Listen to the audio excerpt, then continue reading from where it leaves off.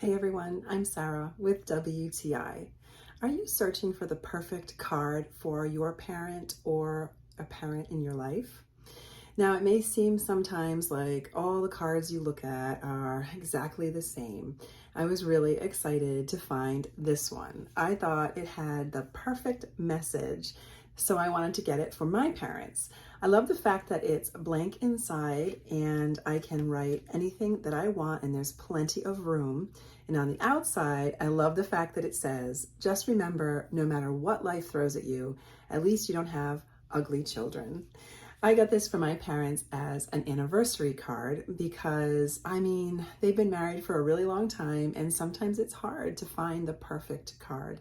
But I really think this one pretty much says everything that I want it to say.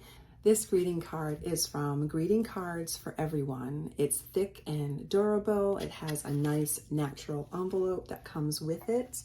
And I just love the message because you could use this card as an encouragement card, as a I'm thinking of you and I want to make you smile card, or like I did, as an anniversary card for my parents. And I love the fact that it's blank inside on both sides. So there's plenty of room for me to write anything that I want to. So I'm really happy with this card. I think it's fun, it's well made, and it has a really fun message.